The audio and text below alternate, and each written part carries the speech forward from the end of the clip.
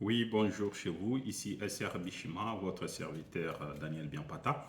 En fait, aujourd'hui, nous allons parler de la prière spirituelle.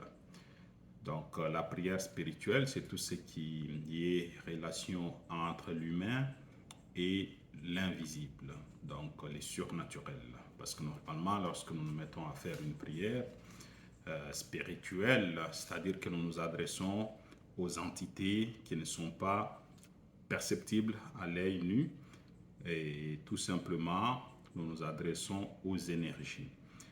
Des énergies, il y en a toutes sortes d'énergies, mais dans ce temps-là, nous pensons principalement à l'énergie créatrice que nous appelons Dieu.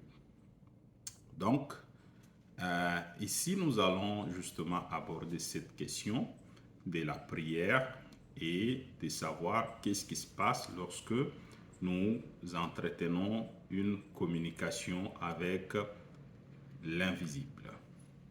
Donc, premièrement, il faut savoir que Dieu est omniprésent, il est partout dans l'univers, il est dans toutes choses. Car chacun de nous également possède une parcelle de Dieu qui est son énergie, qui est sa vibration.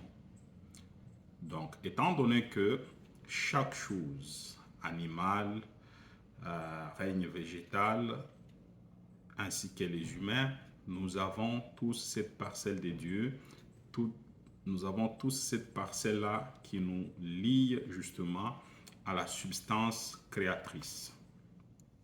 Cependant, lorsque nous menons nos prières, étant donné que Dieu, que nous appelons l'énergie créatrice, est dans toutes choses et partout, effectivement, nos prières arrivent à Dieu.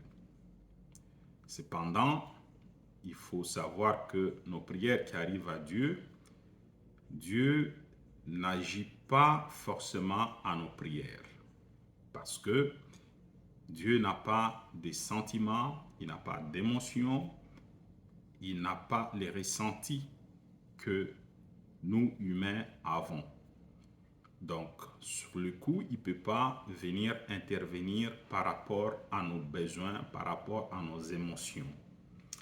Il est juste, il ne peut pas favoriser l'autre ou donner à l'autre et puis laisser une autre de ses créatures au dépourvu.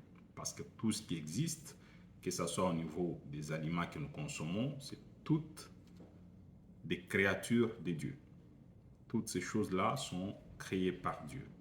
Et Dieu a disposé d'un certain équilibre sur la terre et dans l'univers que nous devons observer justement. Donc voilà pourquoi Dieu, en tant que tel, il n'intervient pas à nos prières compte tenu de sa caractéristique à ne pas avoir des émotions et des sentiments humains. Donc voilà pourquoi nous allons dire que Dieu n'intervient pas directement à nos prières. Cependant, il y a des entités divines qui vivent autour de notre monde, autour de la terre, avec lesquelles nous sommes souvent en contact. Et c'est également des énergies qui sont justement proches de nous, qui ont des émotions, qui ont des sentiments, qui ont des ressentis, puisque parmi eux, il y en a qui ont vécu dans ce monde et qui sont retournés dans l'au-delà.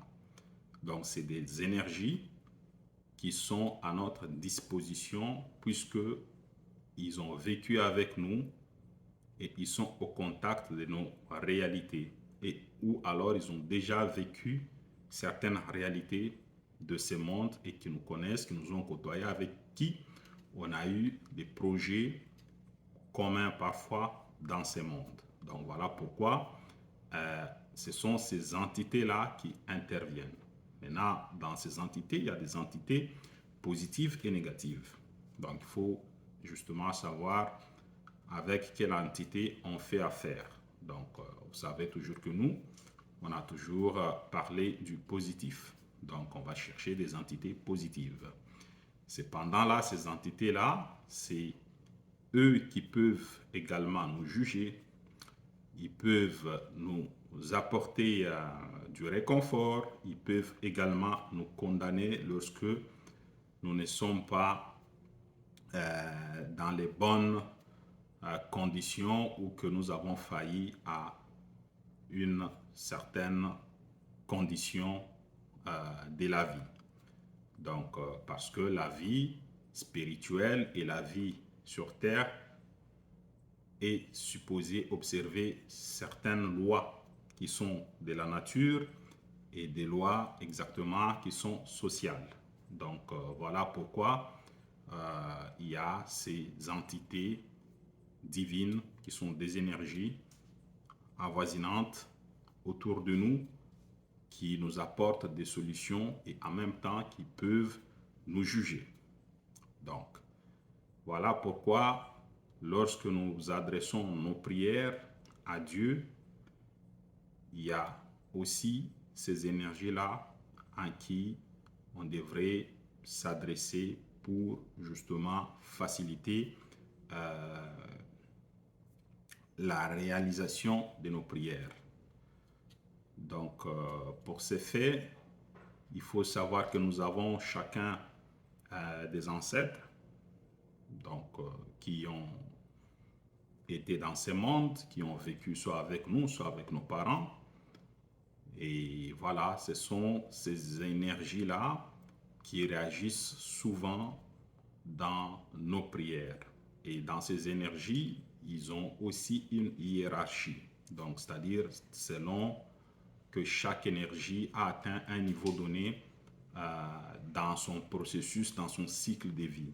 Parce que il ne faut pas oublier que la réincarnation, c'est une réalité, c'est quelque chose qui existe chaque fois que nous mourons, entre guillemets, on part préparer une autre vie pour revenir faire une autre expérience dans ce monde. Donc, c'est un peu ça. Maintenant, ces énergies-là, ils sont là, attentifs à nos besoins. Ils sont là pour nous aider. On doit justement communiquer avec eux aussi et préparer leur expérience future dans ce monde, puisque nous-mêmes, étant donnés sur Terre, nous avons une expérience que nous sommes en train de compléter, qui est tout simplement, qui a un objectif de nous amener à notre substance créatrice. Donc voilà, c'est un peu ça. Ça fait que on doit justement être beaucoup plus en contact avec nos ancêtres à travers Dieu qui vont justement nous aider à atteindre nos besoins et nos objectifs. La seule différence entre nous et des énergies qui avoisinent notre monde, qui sont nos ancêtres, et qu'eux, ils n'ont pas de besoins physiologiques comme nous l'avons. On a soif, on a envie de faire certaines choses, de manger et tout ça. Et ils ne connaissent pas, ils ne connaissent pas la sécheresse, ils ne connaissent pas l'hiver, ils ne connaissent pas toutes les questions liées peut-être à notre environnement. Donc, ça, c'est la seule différence ou parmi les différences que nous avons avec nos ancêtres, avec les énergies qui sont à notre portée pour nous aider. Donc, voilà.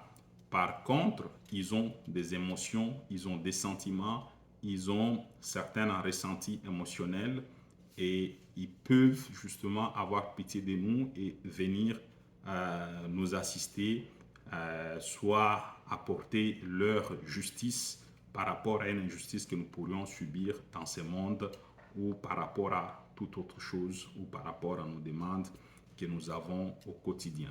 Donc on interroge ces énergies-là. Maintenant, il faut justement savoir comment procéder pour être en bon contact avec ces énergies. Il y a des choses qu'il faut observer. Nous reviendrons dans une prochaine capsule pour parler justement de qu'est-ce qu'il faut observer pour se mettre en bon terme et avoir un lien pour communiquer avec des énergies qui sont tout simplement nos ancêtres qui nous assistent souvent lorsque nous leur demandons. Voilà pourquoi c'est important de ne pas négliger cet aspect-là et d'entretenir toujours un contact permanent avec ceux qui nous ont quittés, avec qui on a passé de bons moments dans ce monde, avec qui on a des souvenirs ou ceux qui nous ont précédés.